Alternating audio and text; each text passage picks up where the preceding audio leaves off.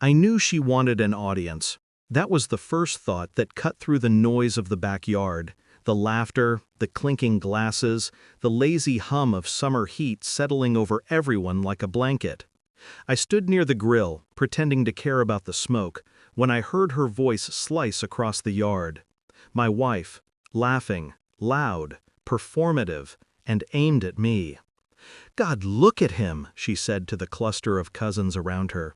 "He's trying so hard to seem useful. Cute, right?" A ripple of laughter followed. Not loud enough to be cruel, just enough to sting. Controlled humiliation, her specialty. I didn't look at her. I didn't need to. The cold in her tone told me everything. She was testing the boundary again, pushing the line, waiting to see if I'd finally break. But I didn't. I just breathed.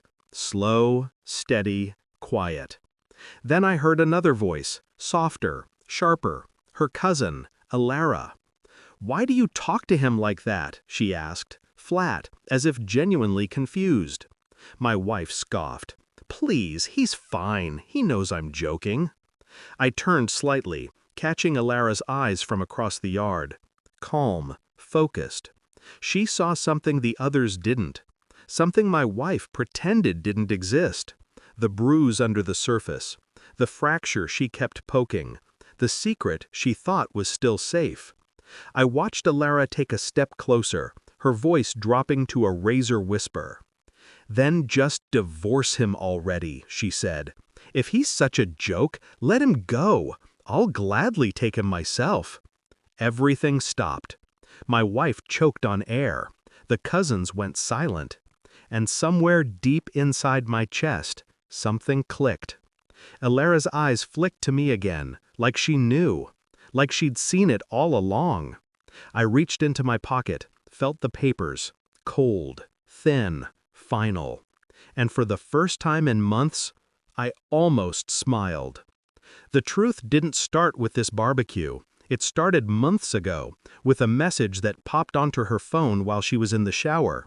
A name I didn't recognize, a heart emoji, a time and place that didn't make sense. I didn't open it, didn't accuse, didn't breathe a word. I simply felt something inside me drop, quietly, like a key slipping into a deep well. Then came the late nights, the sudden errands, the way she turned her phone face down even when the screen was off. Small things, forgettable things, except they weren't. Because every time she came home, her eyes were a little brighter, until she saw me. Then they dimmed, like I'd ruined her mood just by existing in the room. There was distance, then disdain, then ridicule. She became bold with her cruelty, snapping at me in front of friends, making digs at dinners, smirking whenever someone laughed. She acted like the world was on her side, like I was something she'd already thrown away but hadn't gotten around to telling. But beneath every mockery, I saw fear. She wasn't sure how much I knew. She wasn't sure how long she could juggle the lie. I didn't confront her. I never do things loudly. I just watched, listened, collected her new habits like evidence pinned to a wall in my mind. She thought she was playing a secret game.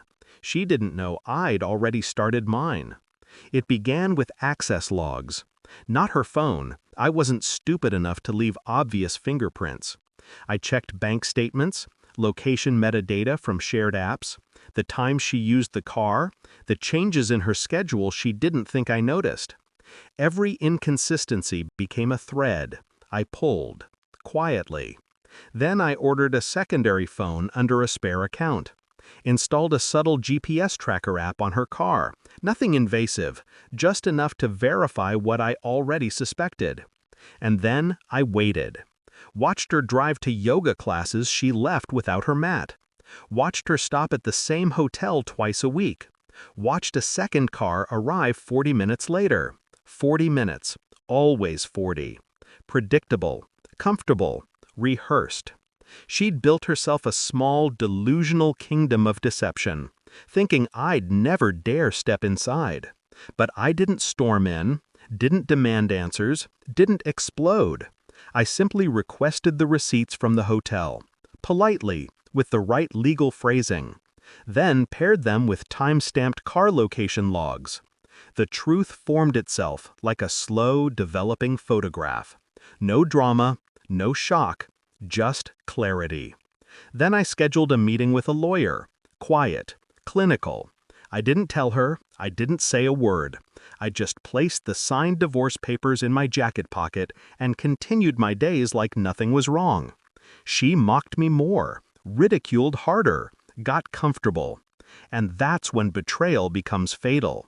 When the betrayer believes you're still blind. The evidence landed on the table between us like a dead weight. She stared at the hotel receipts, the timestamps, the photos, the location logs. Her lips parted slowly, like her body forgot how to breathe. Then her eyes shot up. You? You were spying on me? No, I said. I was watching. She flinched, just slightly. The room went cold. Her excuses died in her throat as the enormity settled in. It's not, it is, she swallowed, eyes burning, hands trembling around the papers. How long have you known? She whispered. Long enough, she broke. Silent first, then the tears, then the pleading. I just sat there, steady, unmoved. Her world was collapsing. Mine was already rebuilt. Which brings us back to the backyard. Her cousin's words still hung in the air like smoke. Then just divorce him already. I'll gladly take him myself. My wife sputtered, face flushed, panic surfacing under her painted confidence. Ilara, don't! He's my husband! I stepped forward, calm, centered. No, I said, I'm not. And I pulled the divorce papers from my pocket, placed them gently on the picnic table. Her face drained of color. You already filed? I already left, I said. You just didn't notice. The cousins stared. Ilara's lips parted in a faint, knowing smile. My wife reached for me. It was instinct, not love, but I stepped back. The shift of power was absolute. She felt it. Everyone did. She tried to speak, but nothing came out. Not excuses, not apologies. Just the sound of someone finally seeing the consequences of their own cruelty. I felt nothing. No anger, no grief, just release. I looked at the papers, then at her trembling hands. You wanted the world to laugh at me, I said quietly. You should have been careful. Sometimes the quiet ones are simply waiting for the right moment to walk away. She froze. I turned. The air felt lighter. As I left the yard, one thought settled in with perfect, icy clarity. I didn't lose her. I removed her.